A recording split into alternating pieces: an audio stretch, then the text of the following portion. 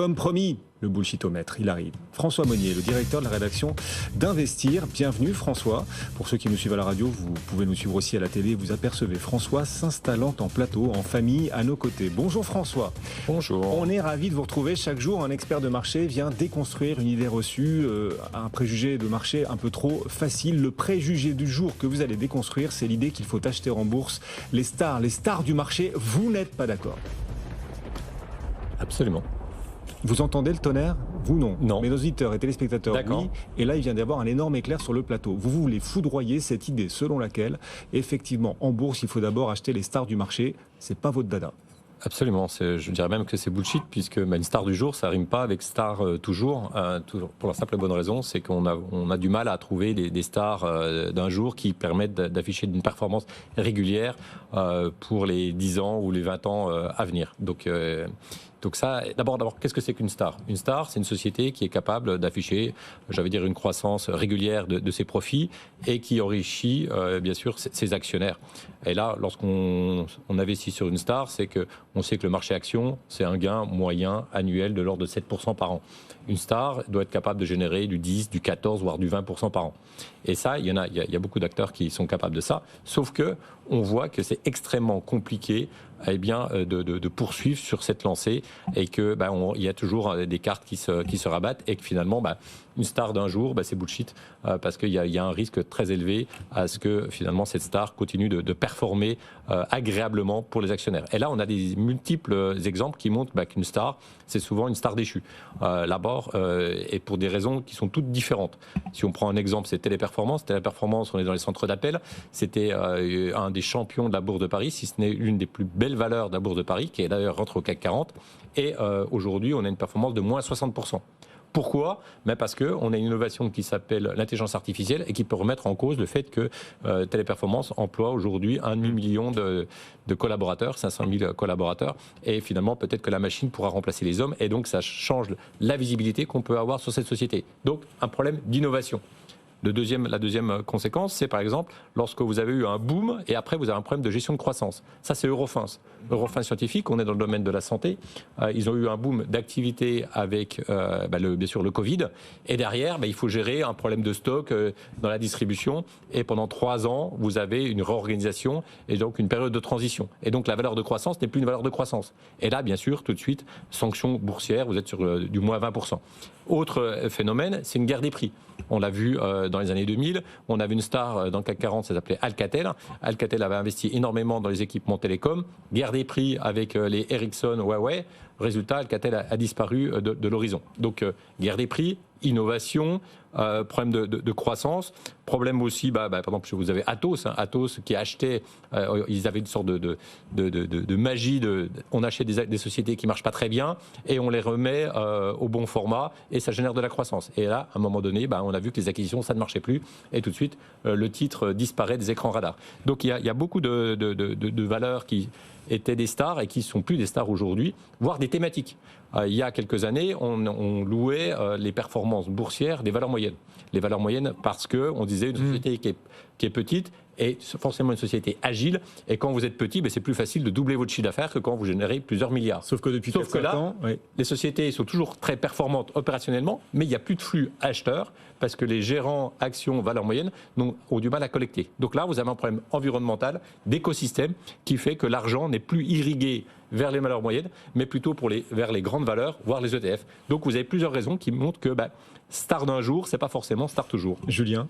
Oui, mais du coup, François, il y a quand même certains investisseurs qui aiment bien les stars. Je pense à Warren Buffett. Et puis, on voit bien sur les marchés américains que les stars, c'est elles qui portent les marchés, justement. Donc, est-ce qu'il n'y a pas des stars qui, en fait, en profitent pour rester des stars? Et est-ce que, quelque part, il n'y a pas une typologie commune entre ces... Oui, il y a un phénomène qui existe, the winner takes all, ça existe. Oui, absolument. Il y a ce phénomène qui est de dire, on a des acteurs aujourd'hui qui occupent le devant de la scène et qui ont tous les atouts pour continuer à l'occuper encore demain. On le voit dans le luxe, on le voit avec les GAFAM, notamment la tech américaine, et on voit que ces acteurs aujourd'hui ont une recette magique. Cette recette magique repose sur deux ingrédients. Le premier ingrédient, c'est du pricing power.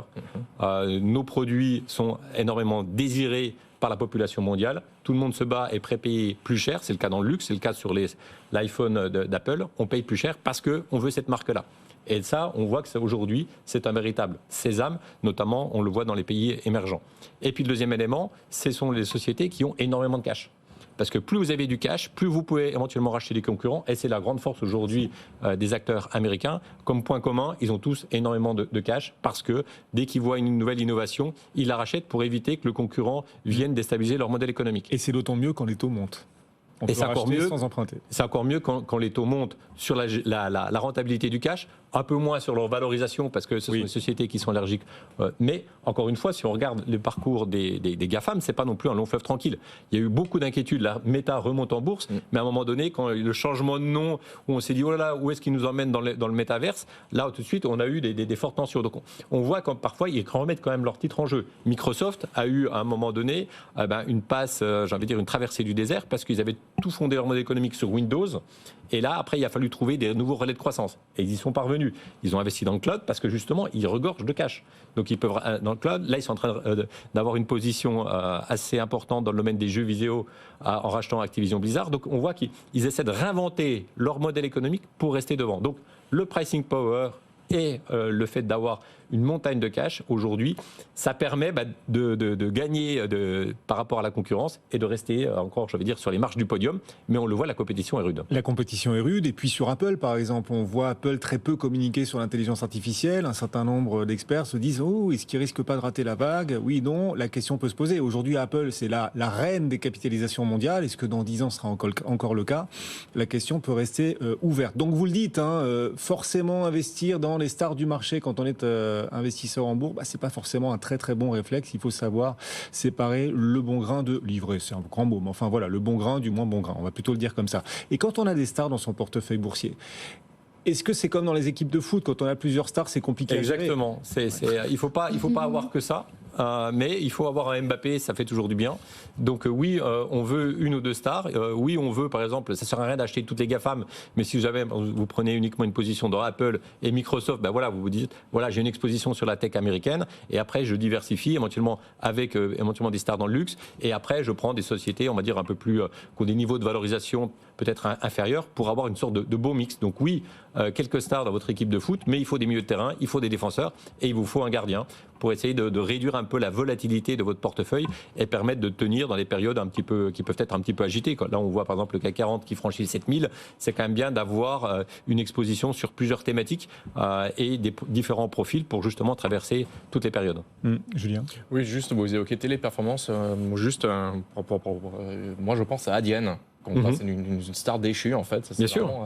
Et tout à l'heure vous parliez de Thomson Multimédia, Technicolor qui sort de la bourse là à 1,60 €.